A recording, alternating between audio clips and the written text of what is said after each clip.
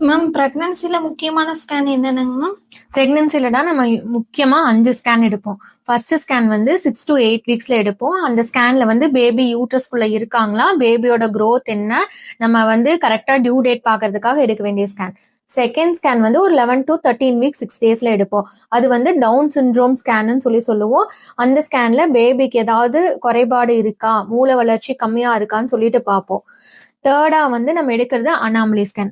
5th மந்த்துங்கும் போது baby வந்து ஃபுல்லாவே டெவலப் ஆயிருப்பாங்க. So each and every part most வந்து லீத்தல் அனாமலின்னு சொல்லுவோம்.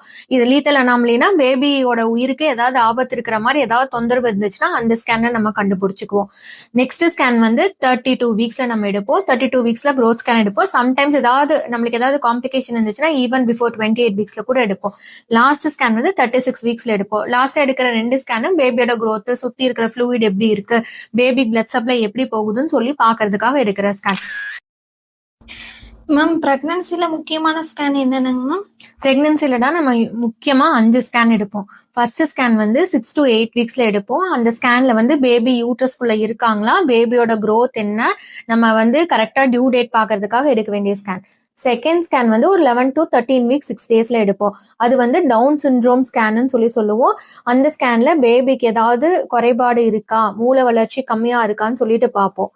தேர்டா வந்து நம்ம எடுக்கிறது அனாமலி ஸ்கேன். 5th மந்த்துங்கும் போது பேபி வந்து ஃபுல்லாவே டெவலப் ஆயிருப்பாங்க. So each and every part most வந்து லீத்தல் அனாமலின்னு சொல்லுவோம்.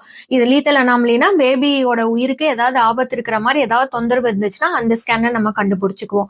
நெக்ஸ்ட் ஸ்கேன் வந்து 32 வீக்ஸ்ல நம்ம எடுப்போம். 32 வீக்ஸ்ல growth ஸ்கேன் எடுப்போம். சம்டைம்ஸ் நம்மளுக்கு ஏதாவது காம்ப்ளிகேஷன் இருந்துச்சுன்னா ஈவன் பிஃபோர் 28 வீக்ஸ்ல கூட எடுப்போம். லாஸ்ட் ஸ்கேன் வந்து 36 வீக்ஸ்ல எடுப்போம். லாஸ்டா எடுக்கிற 2 ஸ்கேனும் பேபியோட growth, சுத்தி இருக்கிற ஃப்ளூயிட் எப்படி இருக்கு, பேபி பிளட் சப்ளை எப்படி போகுதுன்னு சொல்லி பாக்குறதுக்காக எடுக்கிற ஸ்கேன்.